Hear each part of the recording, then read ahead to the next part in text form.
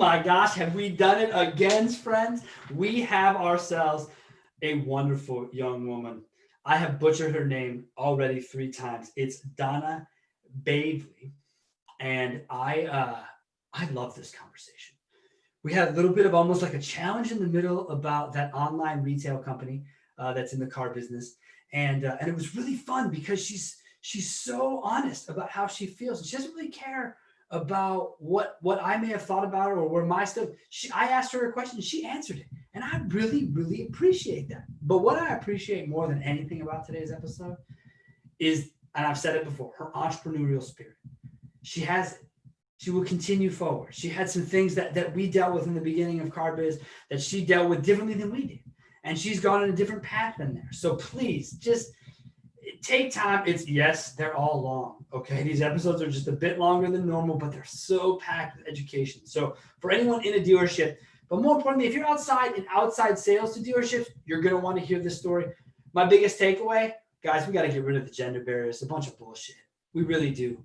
Women, men, we're all here to work together. We are people. We are humans. That is what this is about. So sit back and enjoy this delightful young woman talking all about the car business and how it is to be an entrepreneur, not only today, but as a female in a male-dominated world. Thanks a lot. See you next week. All right, welcome in, everybody. Episode 4, Car Biz Chronicles, Season 3. I am excited today because today we get to talk about entrepreneurship. And we get to do it with a female, strong entrepreneur female that I've been following for a while, Donna Bavely. Donna, how are you today? Bavely. I did it again. I told you I would do it. I did it again. Bavely. Donna, Hi, how are you today? I'm great. Thank you so much for having me. I'm honored to be here. Please, I'm honored. Every time someone says yes to me, I'm honored, So I can't believe you guys agreed to come on here. So I really appreciate it. Donna, talk to me really quickly about what are you doing right now? What's Donna up to in the car business today? And then we'll sort of track back to how you got here. So right now I am the digital advertising director for the dealer unit for Cartender, which is a video marketing technology company. I manage and strategize all their dealer advertising campaigns and their dealer products. I'm sure you've probably seen me post a couple times of, different videos and different templates that we've designed and come up with.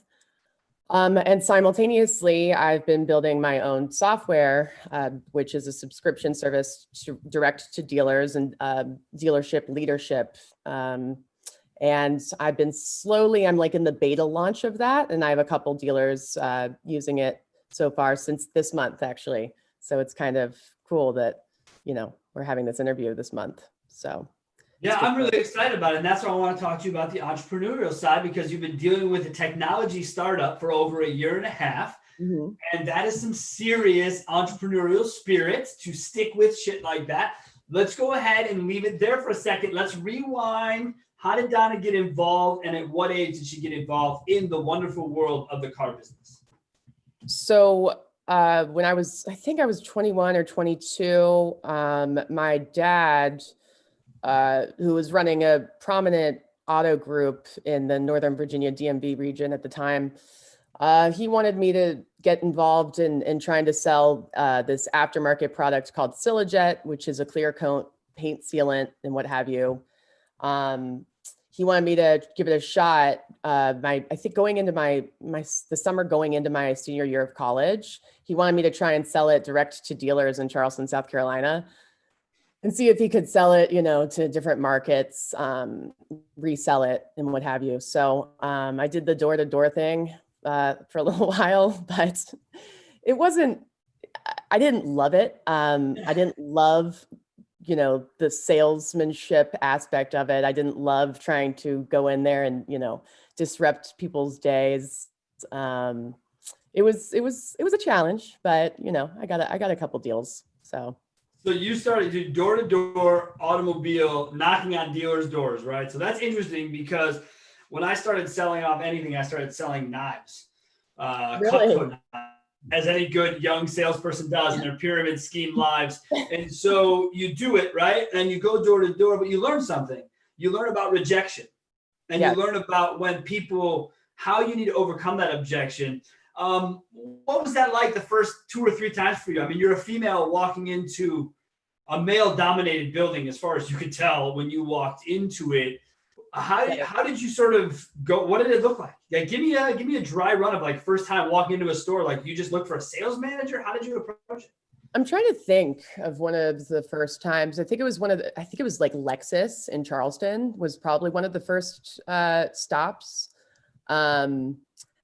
I think what I try to do is more or less sit there in the waiting room and try and expose myself enough so that enough of maybe the male leadership or the sales tower would see me before the receptionist said he's not available, which she had probably already said. And then I was like, oh, well, I'll wait, because I'm sure he's just in a meeting or whatever. And she probably said, come back later. But I said, I'll wait. And I just tried to make sure that I was positioned so that they could see me, I guess. Sure. Look, I'll tell you something. As a former GM, if I told my receptionist I was in a meeting and she said, "Hey, he's in a meeting," and you say, "Cool, don't worry about it. I have a few minutes. I'll wait and see if he comes out." If my receptionist told me that, I would probably bring you into my office. I would probably say, "Oh, okay. Well, what's up? What's the pitch?" So, right. did you have a solid pitch? I mean, that's clear code. That's something that was already kind of established, right, in the world that you were walking into. People already did business. What was that like for you to like have a product pitch? Like, was that comfortable? I don't really remember. I mean, I know I was trained a little bit, and but I thought it was pretty compelling. I mean, I believed in the product, and I was naive. I didn't, I'll tell you a story about to elaborate on that later, but I really believed in the products because it's aviation grade, it's on jets. It's what's being put on planes. So I'm like, well, that's easy to get on board with, cars. Right. Yeah. Well, right. So, I was really pitched, my supervisor or what have you, my trainer, I was really sold on the product, and they had great marketing materials. They made it pretty easy. But, I think what happened was, I believed in it and I showed my enthusiasm, and I even applied the product myself in heels and a pencil skirt 1 or 2 times. And it took, 2 or 3 hours. And I'm just sitting there literally applying the product myself to one of the, the sales managers or the GM's cars to prove and to illustrate what the product could do, and I think that spoke to them to an extent. I think that they appreciated that, and that I was willing to do that. But the long and short of it is whether or not I got in front of the decision maker, it was like a long-term rejection, right? And that's the distinction, I think, between males and females, maybe, or a novice salesperson or a novice entrepreneur, as I guess I could still, put myself in that category, is that, I might be getting in front of the decision maker, but the decision maker might just be saying no for a long time just because I'm a woman, and he appreciates or doesn't mind speaking to a woman for a couple hours a week as opposed to all his sales guys. So I think that was the big letdown, is that I'd work on accounts. I'd be working on accounts and pounding and meeting with the finance director, and then meeting with the GM again, and then having a meeting with all of them, as this young, 23-year-old, 22-year-old. And then at the end of the day, they would buy the product, and then it'd be great. And then they'd say after 2 months, oh, well, Joe didn't want to really sell it that much because we've also got this other product that's $15.99 that you're competing with. So your cost versus that cost, he nets a lot more money. And, so we're going to have to give you the rest of this back. And that's what happened. So I wasn't really prepared to navigate that. And I think, not to get into it too much, but I think that's been, and will continue to be a challenge with my own business, is to know when yes actually means yes, and to know when to, make them sign the dotted line and when to walk away, I cannot tell you enough. One of the biggest lessons to learn as an entrepreneur, guy or gal, doesn't matter, is when is it worth it? Right. In the beginning, Now we're 7 years in. In the beginning, every deal was worth it. Okay. Yeah. Even though it wasn't, retrospectively, Right. things were different, but we were trying to establish, you're trying to put yourself out there. So you're trying to, but we never did anything for free. And so Okay. I recommend the same to you. Right. You did a product demo for a dealer, that ain't free. Okay. We always have a joke that the first taste is free, but you got to pay for all of it. Right. So in that world, that's a really cool approach of you to do that. Was that a specific vehicle you chose? Was it their car? Was it a showroom car? Like, that's an active live demo. That's cool. It was probably a GM's, it was probably the demo. GM car. Yeah. But I don't know if that was a cool approach, because here I am, in a pencil skirt and heels. I'm like 22 years old, and I'm like hard laboring away, Oh, so yeah. Now you just made it all creepy now. That's what you did. And the problem is you're probably not wrong. And okay. Damn it, Donna. How do we approach that? And so, because then it became about price all of a sudden, right? Because did another product exist 2 months previous? Yeah. Yeah. Yeah. And I didn't know. Again, that's right. I forgot I was going to go back to it. You used the word naive earlier, and I wanted you to circle back to it. Right. Yeah. Right. So I go home for like winter break or whatever, and I see somebody out, and that I know that worked with the company up here, that worked for my dad's company or what have you, and I was like, yeah, it's going okay, but it's tough. And, but I mean, it's a great product. And he's like, Donna, it's gaff. And I'm like, well, what do you mean? What's gaff? And he's like, it's phony. It's fake. It's nothing. It's just an aftermarket product. It doesn't really, do you really think it does what it says it's going to do? And I'm like, well, so it kind of like took the wind out of my sails, but it was something that I needed to hear. I think a little bit, and I needed to hear, you're trying to sell something that's, if you're trying to sell something that's over 12 times more expensive than the product that's already, making the dealership money, you got to bring a lot to the table. You got to have a pretty great product that's going to sell them more units or whatever, and gross them or net them more money. Because otherwise where's the value? I mean, it's not that valuable to talk to a young woman once a week. It's not, you know what I mean? So, no, and it shouldn't be, but again, let's be fair to this, right? Let's look at the whole thing. So you were hired as a young woman by a company, probably fairly specifically. Right. That's the reality of that. So the hiring company hired you specifically. And then from there down, you went to a dealership and they did what I've seen my whole life that disgusts me to no end. And it goes for women in the dealership who work there, women who are, it turns it into not people anymore and not products, but about something else. And I find that to be annoying. But Donna, I've dealt with this for a long time. How do you deal with that? Here you are, your wind's taken out of the sales. You find out the product you've been given is snake oil. And you've also decided somewhere along the way that it could be more sex appeal than actual sale. Right. How do you reconcile these differences and continue forward? Well, I wouldn't say it's snake oil, and I didn't want to misspeak. Well, no, I understand what you mean. I mean, above and beyond, the 12 times markup is snake oil. Or if whatever, all products were equal, yours wasn't 12 times better. Right. Honestly, I don't know that I really did. I mean, I think that was kind of, school had restarted, and I was still like nurturing accounts and trying to, further them a little bit. But, the few accounts that I got, they were either selling it or they weren't. And to appease me, that maybe they hadn't returned the product yet or what have you. But, you got to know when to walk away too. And you got to know when, okay, this is what it is.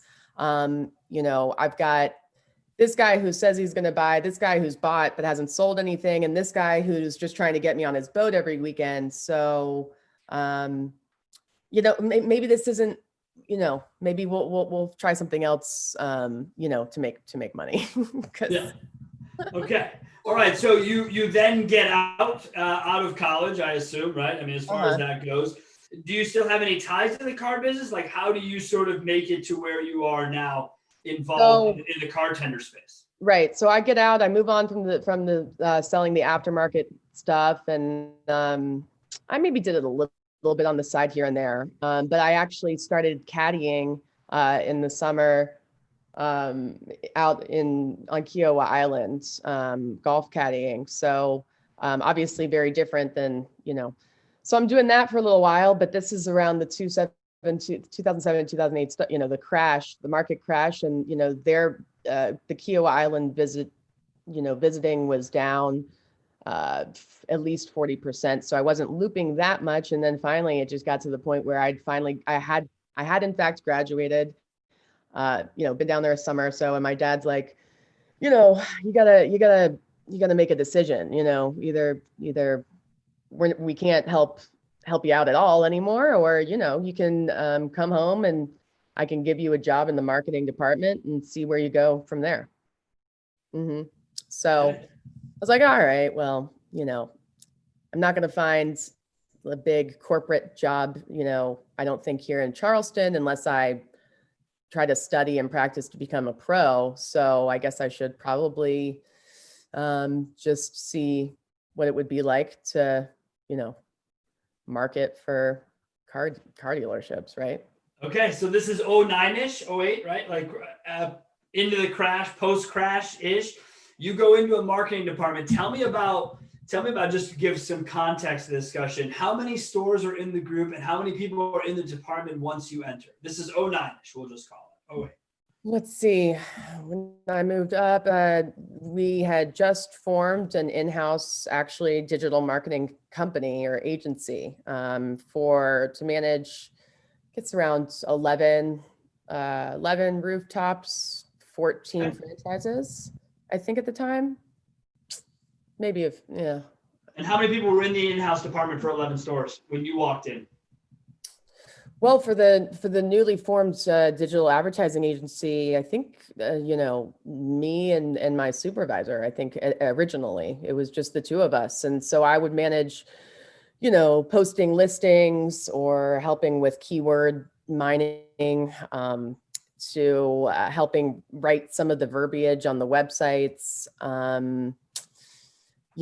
Entry level stuff, appropriately so. And what was that like for you? I mean, here you are. You're back home, if you will, right? You're Right. working for your dad's dealership. You're in marketing. Did you initially see it as exciting, or did you just see it as a job? I saw it as a job initially, because I got some of the stuff was a little laborious and, didn't require much brain power. I mean, at one point, I think I was posting all the company's used inventory on Craigslist one by one. But I learned a lot about, I guess I learned a lot about keywords, and I learned a lot about the different environments, the different digital environments. And then I kind of pushed the issue after a while, after at least like probably a year, when I was just like, I can't do this anymore, or a year or two. And I'm like, I need to utilize my brain a little bit more. I need to, trust me. I can handle Google AdWords. Let me in. Let me take a stab at it. Let me learn.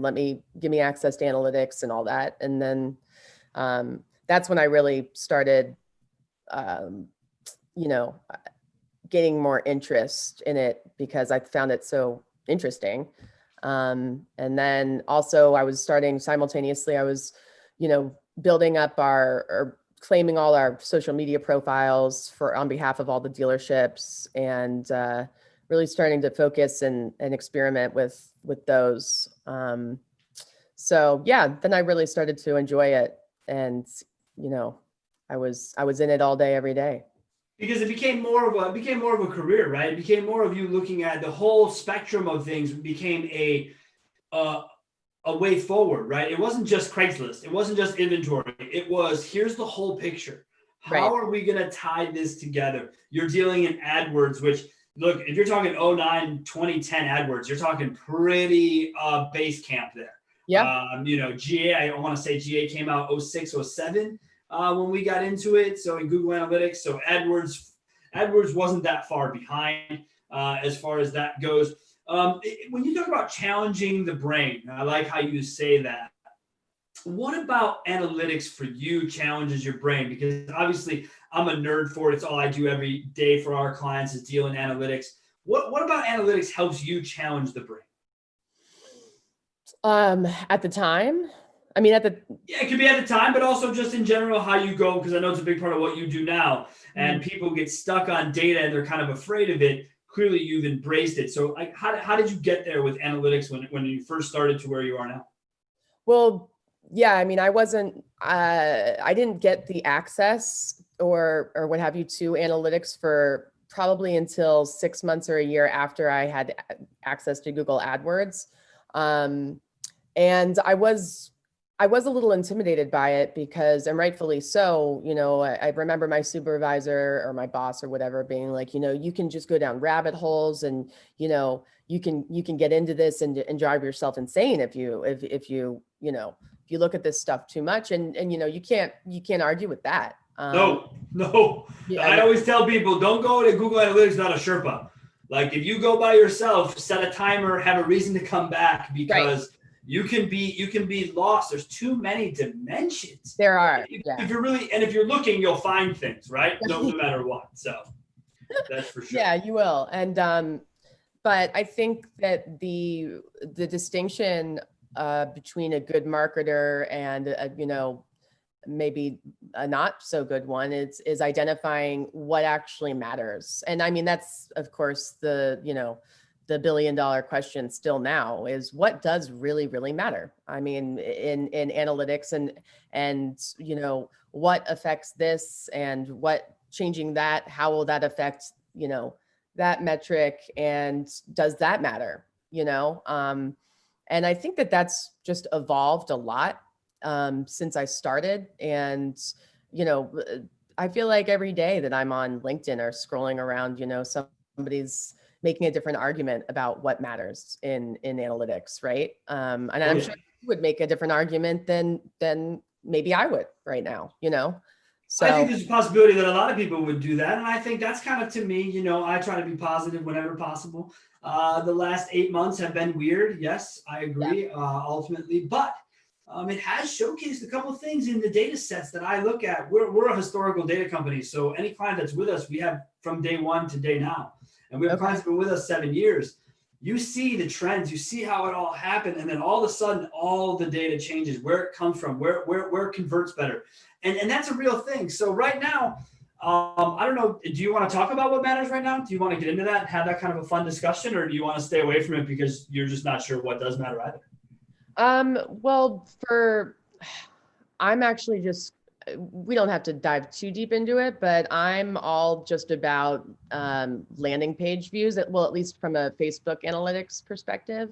I don't care about clicks. I care about, who's actually allowed the site to open up and it, qualify as not a bot or a spider. That landing page views is my metric right now. So, yeah, that's where I'm at with it. I don't know how you feel about it. I dig it. Well, I don't want to get too nerdy on people, but the Google Analytics is coming out with what's called G4. It's been in beta for about 6 months. They're going to release it. It's going to be a whole new way to look at analytics data. It's not going to come with a lot of things people are used to, but one of the things they talk a lot about in the new version is page views. A lot of what they talk about is engagement. You see, they're getting away from trying to say this happened over this time. And we must all remember, please, people, write this down. Google Analytics was invented for e-commerce businesses. Right. Okay. This was not invented for car dealers. Right. So all the things you guys try to do with it, you're bending it to its will. You're making it do and see what you want to see. I get all that, but it isn't how it's designed. And that's the only reason we care about attribution, is because we could track it.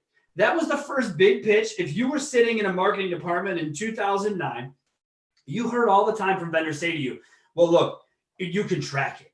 It's on the internet. You can track it. And that evolved, or devolved, if you ask me, that devolved into the conversation about, well, who should take credit for it? Right. Donna, you were looking over 11 stores. Did you have to have these discussions even then about why would we spend the money? How many cars did we sell from every dollar we were spending? Or did that evolve, or again, devolve over the last 10 years? How did that start off conversationally for you in marketing? No, I remember our strategy, we were just focusing on clicks at the time and, getting just visitors to the dealership and leads. That was really the focal point. So as far as, I'm trying to think of how it went down when I was really pushing for us to start advertising on Facebook. Do you remember when that would have been? Yeah, I think it was around 2011, 2012, really early on. And I'm just like, I just said, data or no data, wouldn't it make sense to, reallocate resources and ensure that we are where people are? Whatever happens after that, we'll see. But we just at least have to be where people are now, and it seems like they're heading, they're on their phones, they're on this Facebook thing. And so long as we are there now and we get in early, and we position ourselves and, we build up some historical data or credibility in the auction, perhaps that will, be advantageous for us in the future. I don't know if Facebook advertising will be a huge thing, but I feel like it might be. So let's go, and, but, I don't know if I don't recall again, if I had to use, if I used a lot of data to support that theory, or if I just kind of went on a hunch on it. And maybe I probably used like usership statistics to. That makes sense. To I would sell, also say the fact of the matter is, Donna, at the time, digitally speaking, you were probably either 1 or 1A of the smartest people in the room with the people you were talking to about digital marketing. That happens. Well, no? I mean, when you're talking to GMs who've been doing this their whole lives, they tend to push back on it. You know what I mean? They tend to not want to deal with it. So they're happy to have you deal with it. And if you think it needs to go there, you use the word reallocation, which I really appreciate you saying, as opposed to we need more money. It's reallocation to, as I wrote down, be where people are. I think you can probably sum marketing up in just that sentence, Donna. So good job. And I think that's as far as the job needs to go. Because if the message is worth a shit, when you show up where people are, they'll remember it, right? I mean, that's the point here. Right. I had a lot of hits and a lot of misses, posting matters. Posting every day matters. You've got to post on your page. You got to get people in your, you got to get people to like your page, and you got to get people to, and you got to post. And it's like, I'm sure almost everybody kind of realizes at this point that for the most part, unless you've got two-way correspondences happening all the time, nobody really cares what a dealership's doing on a day-to-day basis, unless you got something where your salespeople are involved and it's, or your customers are involved. It's hard to really push engagement on people when nobody really values what you're talking about, so it's tricky. I mean, we tried all sorts of stuff. We had one campaign, like a Tweets for Turkeys campaign. And I'm like, oh, this is going to be awesome. We're going to like sell so many cars and people are going to come in for their free turkey. And then at the end of it, I think one of my friends was like the only one that actually like organically came in and got a turkey. But at the end of the day, we donated, hundreds of turkeys to like local shelters. So it was a win either way. But that was definitely one of the misses. Yeah, but you know what? The only way that you can have swings and misses is to always be swinging. Right. Okay. Yeah. And the only way to make contact is to swing, and the only way to miss contact is to swing. So I give you all the credit in the world. But again, I feel like that really ties into being an entrepreneur at heart and understanding that rejection and failure, for the most part, is a part of the journey. It isn't the whole journey. We don't have to act like we're martyrs of the community of working people, right? Like, oh my gosh, feel bad for entrepreneurs, all this failure. It's not always like that. But Donna, you've been dealing with tech for a year and a half trying to build something out.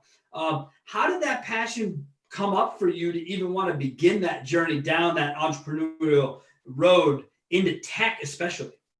Well, ironically, I'm not that tech savvy, but I'll get into that. So when I left the company, my former company in late 2017, started my own thing, and I'm like, okay, well, I'm just going to offer, digital advertising services to on my own. I'll start my own little business and get, handful of clients, excuse me, and go from there. So I got a client after a while, and it took a while, and then they gave me a couple more stores because things were going well. And then, I got a couple more stores, and then, we got a couple snowstorms, and their Toyota store did not do well the first month I had them. And so they canceled everything. And, it was unfortunate, but either way, I realized throughout that process, I'm like, okay, I'm working myself, cause I'm very thorough and I'm very particular. And, my ad copy, my ads, I'm very specific. I get very, very specific and granular with my ads and my strategy. So I'm like, there's no way I'm going to be able to scale this in any capacity unless I hire, actually build a company, or I who's that? That's my kitty. That's Zen. He's here now. Yep. Nope. Oh boy. All right. Well, he's up on the desk now. So Sorry anyway, about that. I have an open door policy even at my own home. So I love it. He runs the place. So of course he does. I'm scratching dogs. All right. Sorry. So here we are. Continue forward. So you learned really quickly that there was the scaling part is interesting though. I give you a lot of credit for realizing that early on, because we did the exact same thing. Yeah. We wanted to be the next big training company. We were going to be the biggest. We were going to be the baddest. We were going to be all these things. And 10 seconds into it, we looked at each other and we went, how are we going to scale this? Yeah. What are you talking about? How am I going to manage 200 clients? It's not a thing. We'd have to hire people, and that's headache. So what was that like for yourself though? Because that's an entrepreneurial part of the journey. What was that like to realize, oh boy, I do have to do something different?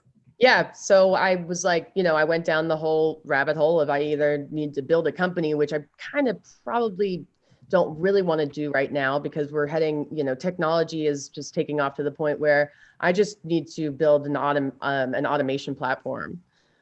So, here I am drawing up all these, all these user interface, or the I can't think like schematics going on back there. Right. You got the user journey all bubbled out with attachments to bubble this. We call them the spider webs at Carbiz, because that's how we started. We take one big idea and we just webbed off of it. Right. Cool. You're watching the user journey. That's awesome. Yeah. So I was trying to design the interface, and I teamed up with a programmer, and then, he brought on even more programmers, and I was like, I just want to eliminate, as much friction as absolutely possible. So this needs to be automated. This needs to be, I'm scanning the website, I'm extracting information. I don't need to be hooking up with no data feeds or inventory feeds. I don't need to be paying no DMS.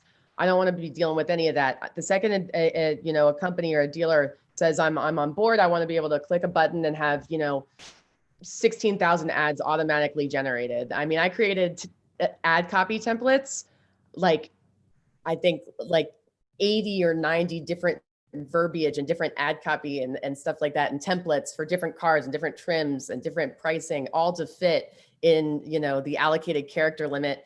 It was, tenuous would be an understatement. So after about 8 months of that, I'm just like, I don't know if I'm going to get, and then there's like the auto lead stars and Google and Team Velocity that are already doing all this stuff. And I'm like, I'm this one woman operation here, but what I have already built is how to, collect the data. And I built that, and that's proprietary, and it's different than how everybody else is doing it. And I know that it is.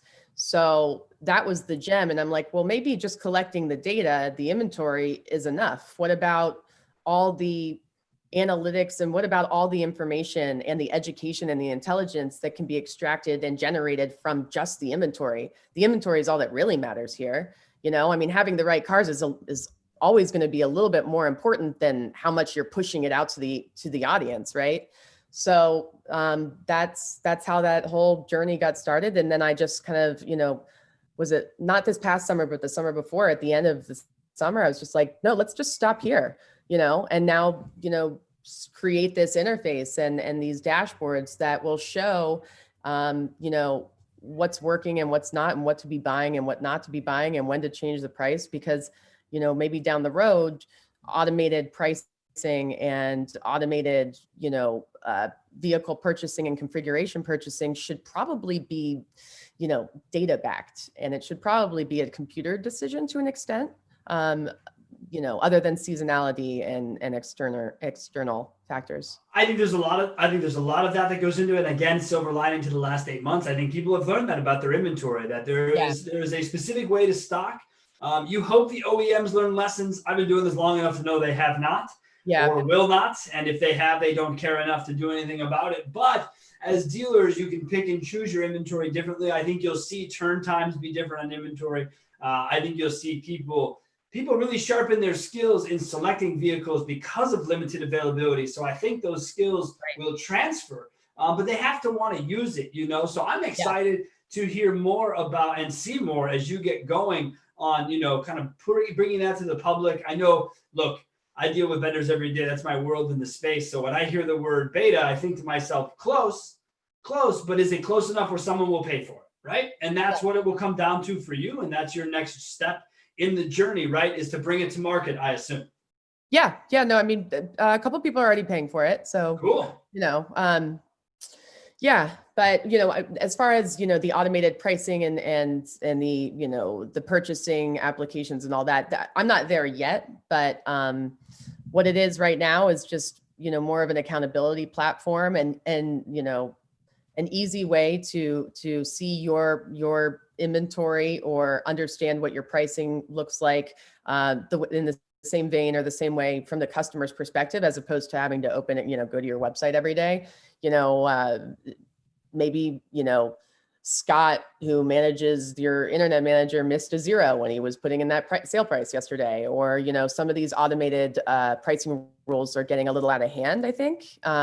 You walk away from it, you forget to look at it, and it's like, oh, wait, I applied another 20% discount or, 4% discount. If it's another 35 days old, like, whoa, that's too much. Now I'm no longer compliant or what have you. So it's interesting. It's cool. Yeah, you got to be careful with set it and forget it anything, I think. I think it's important that people continually be inspecting accountability. That's how we built what we do. So I totally get that. When you circle back to the way people will utilize your tool, is there a competitor's? Because that's all. Do you remember? I don't know if you remember when you were in dealerships, but it would be like, hey, Sean, go look at these 14 websites to see what they're doing for price, and you're like, I'm really going to spend my day doing this. And then you'd come back and you'd say, okay, yeah.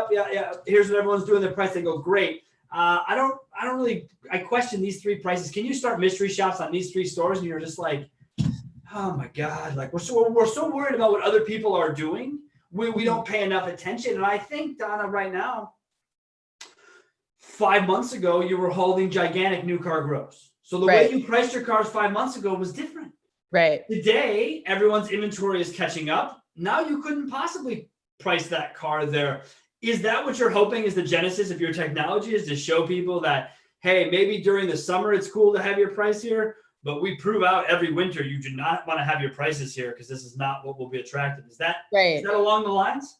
Are you asking if yeah, but what you're working on, is that sort of in the world of trying to help educate and show them the pricing kind of limits that are out there as far as what they can do with it? Well,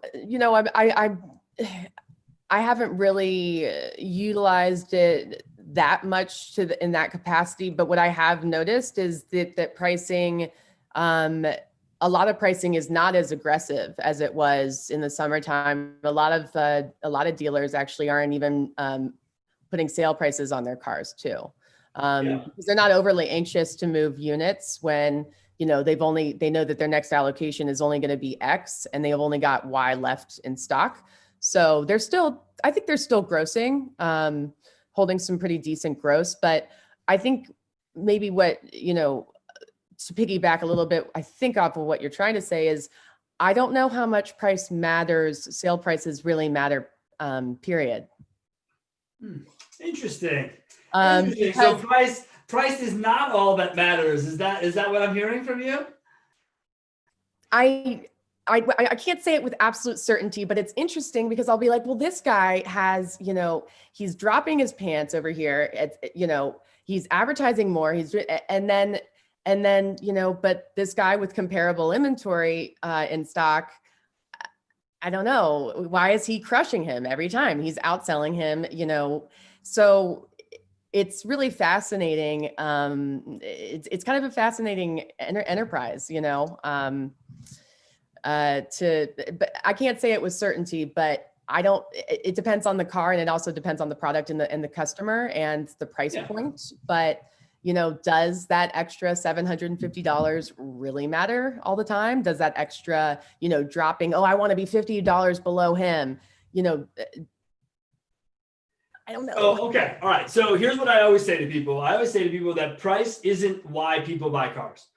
It is why they search for cars. It is how they begin to build a list, because at the end of the day, the majority of people are bound by price. Sure. One way or another, whether it's they can write a check for this or they can have a payment of this, they are still bound by price. By budget. Fair enough. Then You're right. Let's put it as money. I like that. So people are bound by money decisions, whether it's what fits their budget, what they can write a check for. Maybe they got inheritance and they want to put it towards a car, but that inheritance is only X. Whatever it is, I've been doing this long enough to have heard most of it. So if all they do is start their search by price, if they start to figure out where they want to be, then there has to be something else that pushes them over the edge. I had my buddy Ben Hadley on the show a while back, right before he became a dad. You know Ben, you've probably followed and seen his work. You two have a lot in common. So if you haven't already connected on a deeper level, you should, because you guys have a lot of agreements along the way. And Ben's point was this: why do we have the $500 coupon on the website? Right. Really, is someone saying to themselves, but honey, really, today's the day. I just got a coupon for $500 from the website. To me, it screws up the user experience. You know, right. I like the user experience to be clean. Am I missing something, or is that me being old? No, I don't know. I mean, you know, it's tricky. I mean, everybody at the same time, everybody wants a deal, right? I mean, so it's like, oh, we can save $500 and it works. But then it's, you know, I don't respond to that kind of messaging, and I don't respond, you know, I think it depends on the market. I think it depends on the brand, and the budget. But at the end of the day, you know, you've got the Brian Benstocks of the industry that are selling what does he do? 600-700 Hondas a month. I mean, and you go to his website, and I think they're using Team Velocity's Apollo, or one of their Apollo. Team Velocity just got into the website game pretty recently, and it's like, you know, do you want to buy in the store, or do you want to buy online right here? That's the opening. I looked at the website the other day after David Boyd's post about a position there. So I'm like looking at that, and I'm like, how many dealership websites have start the conversation just like that? It's pop up here, pop up here, pop up here, pop up here, Sunday. And it's like, help me. Yes. I don't want it anymore. Sorry. I'll just not buy a car for another 6 years, you know? I'll go somewhere else at minimum, right? I'll look to do it somewhere else. So you bring it up. Here it is, right? Buy online, buy in the store, the big debate, digital retail. How are we going to handle this? What will we all do? Blah, blah, blah. I was doing digital retail in 2005. So I don't really want to hear about the idea of being convenient to your customer. Anyone can do it. But you recently sold your car, not to a dealership. Do I understand this correctly? Correct me if I'm wrong. You sold your car to the online retailer. I don't get paid by them, so I don't use their name, but you use the online retailer to sell your car. Do I have that correct? Did I see that post correctly? Right. Yes. Wait, so are there like legal implications if I? No, I joke. No, I just don't like them, so I don't say their name. No, I don't. No, it's fine. Oh, No, okay. they're total pain in my ass for a lot of my clients because they have. Here's the shitty thing, and I won't go too deep into this. They have different rules for third-party providers for that company than they do dealerships with brick and mortar stores. Okay. That's a problem for me because of how you allow for radiuses and how you charge existing dealers to let other people come in who do not have a physical location, which has been a rule since the beginning of third-party time. And now all of a sudden, if people give you enough money, they don't have to have a physical location, and they can actually show above the people who do. So again, that's just personal shit. I don't care for it. They'll all tell me it doesn't happen. You're all liars. I see it happen every single day. Isn't that so third-party providers? Don't call me. Don't tell me. I've already seen it. So isn't that's a third party issue though? How's that a? Yeah, no, it's because they've created the space. No, you're absolutely right. It's created a headache for me, and I won't buy a car that way because for me it's still a personal experience. Right. So I still want to be in a car, in a deal, and I don't buy cars the way most consumers buy cars. I walk into someone's office, yes, that car, yes, that price, have a nice day. So it's not digital retail, it's Sean retail. But no, it's a personal thing. I'm also not a huge fan of electric cars, so I'm not a Tesla fan either. It's just a personal. Right. And then I can get into all those rules for that. But no, for you, how did you end up at their front desk to trade in your car? Well, I actually I kind of am a fan of the business model. So, but besides the point, I kind of, my brother's a dealer. My other brother's the used car auction buyer for a local auto group. My oldest brother's not a deal. I mean, he's a GM of a Ford store. So I'm like, I know a lot of local dealers. I'm like, hey, what do you, I'm trying to sell my SQ5. And, I didn't really get much. They're like, oh, you could probably do this or, see what's going on at CarMax or whatever. They'll probably hook it up. But, we're in an awkward time right now. I mean, this was right after, the bulk or the big hit of COVID. So, I think that there was not fear, but just, it's not, it doesn't make the most sense for us to spend that kind of money on a higher end vehicle at this time, to allocate that kind of money and give you what you want. So, so I was like, hey, you know what? Maybe I should just try Carvana, see if it's actually as easy as they allege. And so I just went to the website, typed in the, VIN and all that, and boom, there was my offer. So you get the offer, and right away you're like, "Yeah, I'm in." I mean, how does that work for you once you get the offer? Like, did you make any other decisions? Do any shopping? Did you already have a number in mind, and they hit the number? Like, how did that go for you? And was it all strictly online, or was there any kind of call BDC type communication after that? So it was. I was pleasantly surprised by the offer. I was thinking, at least, a couple thousand below it. And then they wanted, so I was pleased at this point, right? The next step was, oh, okay, well, please provide any, additional pictures or disclose anything that you think may affect, as far as refurbishing your vehicle or whatever. And I was like, oh, I guess I've got a couple scratches, I should disclose that. So I did. And, the price went down, like, I think maybe like $360 or $300. So I was like, oh, okay, well, that'll be that. And yeah, I was pretty much sold from that. And I got a couple text messages. I scheduled an appointment because I actually, as much as I, do appreciate, digital delivery and the Amazon of things. I was like, I want to go down there because I want to see what the operation's like. Because I want to see if if they sell from, if it's a dealership, if they take walk-ins. So I scheduled the appointment. I got a couple text messages here and there to confirm and to say, you've got to do this, you got to get this from Audi Financial, just bring that and should be good to go. So I go down there for my appointment, and a young lady comes out and does, a walk around, takes some pictures, prints out some paperwork and hands me a check. That was it. So you said you're a fan of the business model. What are you a fan of?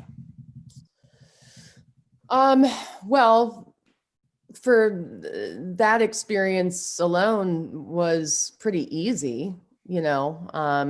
But couldn't have any dealership done that to you if they had the right website set up and gave you a trade appraisal online? Couldn't the same thing have happened locally? I mean, I Yeah. realize you talk to people in the business who were afraid to buy cars, and at the moment, I get that. The company you dealt with never slowed down; they never stopped, which is the success that a lot of people who are still having success today are the ones that never stopped.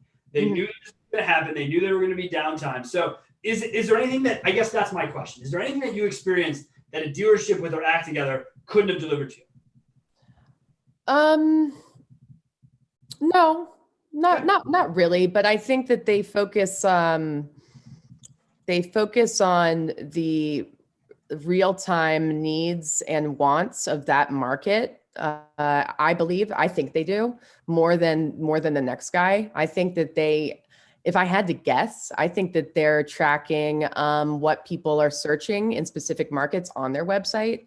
Um, they're paying attention and they're listening, and they listen. They listen to the customer to the point, that it's just going to get better and better. In the same capacity, I feel that Amazon has done.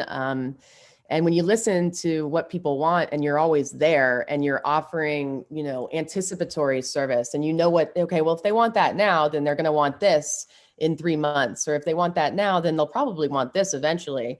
And, paying attention to that, that's where customer delight just naturally, organically happens, to the point where, it was exciting. And to be excited about doing business with a company, is kind of rare these days, in my opinion. I thought that there was just so much value and in the technology and the investments that they've made into changing this experience and doubling down on themselves, and not wavering and not having a guidebook and kind of trying to go it alone um, and take this path. It's a risk, and maybe I value that or appreciate that more than the next guy or gal or what have you. But I just respected that. I respect that, and I respect where they've spent money and where they've allocated their budgeting and how they've adapted their business model along the way.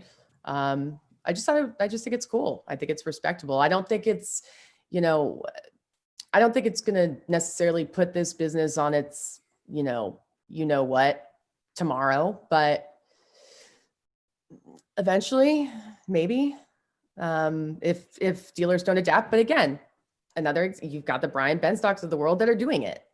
So yeah. Yeah, there are people who, again, there are sharp people who understand it, and there are those in communities that they don't feel like they have to do it, And Not it's yet. interesting. I live in the middle of nowhere, Wisconsin. I just saw the most basic Chevy Malibu with a Carvana plate on it, and I thought to myself, Why? you had to pass 6 stores in rural Wisconsin that are all Chevy stores that got 6 of those sitting out front. What in the? And then I went into it and I thought, well, it's just someone, that's what they wanted. That's how that they didn't want to be hassled. They believed in whatever they believe in, and that's fine with me. It's interesting though that you bring up the determination part of it, and I want to tie it back together because you've been very gracious with your time. I really appreciate it. When you talk about the staying the course, do you find that to be one of the more difficult parts for you as an entrepreneur in being able to stay the course and continually have that vision? Because that's what I find to be difficult at times, is to not want to go off and to continually be something different or continually adding service. We do one thing at my company. That's Right. all we do. But we do it great, but no one does it like us. And that's how it is. And I don't really want to add another service. How do you keep that all in perspective for yourself? Yeah, I mean, that's a great point. It's tough. It's exhausting, right? It's exhausting. And I don't know. I think that the only explanation, I can't stop. I don't know why. I don't know. I just can't. And I don't know. I don't know what it is. Mindset, right? You just wake up and you just go about your business, and you don't really think about it. I don't really have any fear. I used to when we started off, as I told you in the pre-show. I was bullied by some larger companies, so I had some concerns about why I was doing what I was doing. But at the end of the day, I'm not afraid of anything or anyone, to be clear. And so when I feel like I'm back against the wall, I feel like I perform better. Is that similar for you, or do you just feel like your vision is just unwavering and you just continue forward just because that's the vision? No, I would.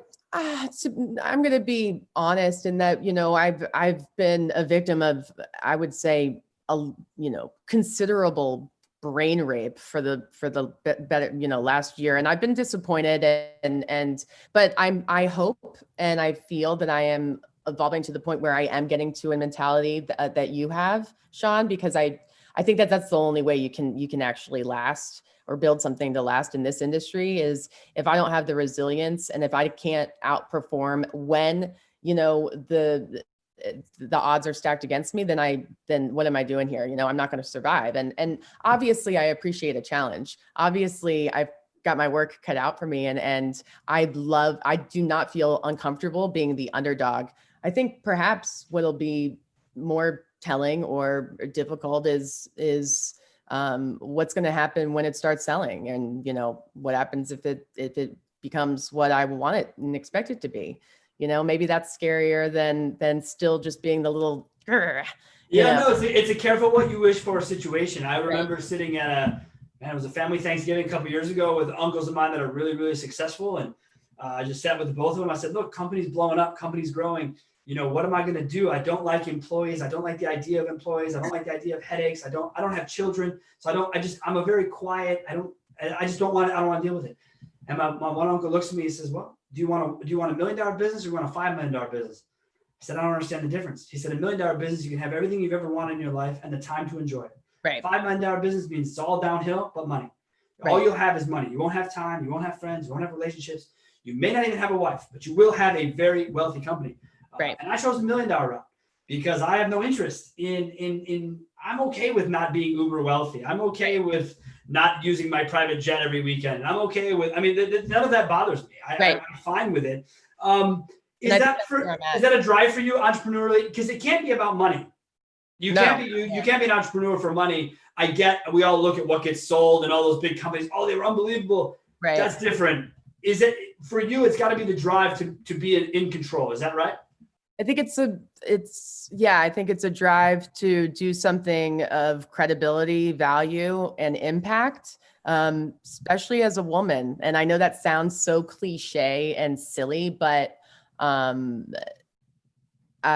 think it's a driving force for me. And I feel like it's my duty to the gender and to society to utilize the fact that I enjoy I get along with men, and I enjoy a lot of things that a lot of, women don't typically enjoy. So I'm trying to utilize these things to evolve the industry and women in business in general. And again, I know how ridiculously, disgustingly cliche that sounds, but I think at the end of the day, I think that's really a driving force for me. That because if I don't do it, if I'm not a vendor, there's not that many others out there. So if I don't do it, then who will? And it's not cliche when it's a reality. Okay. Right. People say it to me all the time. The reality is that's what you're up against it. Okay. Right. You are up against it. And it's not fair. We all agree to that, but it doesn't matter. Because it's the reality that you live in today is that you have to approach things differently than I do. Right. Do I think it sucks? I do. Would I like it to not be this way? I would. What can we do? We can have conversations like this. We can continue to be talking amongst people about what makes people tick. Why someone asked me the other day, why are you doing a whole season just about women? Why can't it just be about people in business? Because I've been doing things about people in business for a long time. Right, I want to focus on something that's very specific and important to me. As I said to you, my mother is a female entrepreneur and has been my whole life. It is what I know. It is what feeds who I am. So, Donna, what advice to close this up would you give to women to not maybe to get in the car business, but more to fuel their entrepreneurial side? What advice would you give them? I would have to say, trust yourself. Just trust yourself, and trust yourself, and don't waver. And you know what I'm learning again very quickly too is that choose your battles and surround yourself with men. If you really want to get this done in a male-dominated industry, it's your fight. It's a man's fight. And that way you have them on your side working for you as opposed to against you. It's no different, to take us full circle. It's no different than why you were hired all those years ago to sell products to dealers. Because you were a female, because you'd have a better chance of walking into a dealership right now. If you and I walked into a dealership as is today, you'd have a way better chance of sitting down with somebody and pitching them your product than I would.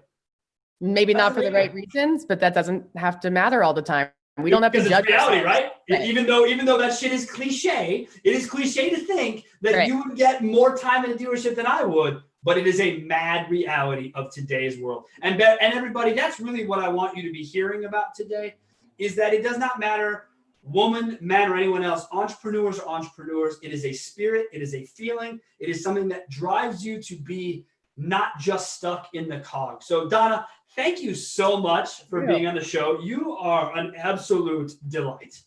Oh, thank you. So are you. You really are. You are great. I love your conversation. I love that you like to just talk and have fun about the business and who you are and where you're headed. So please keep it up.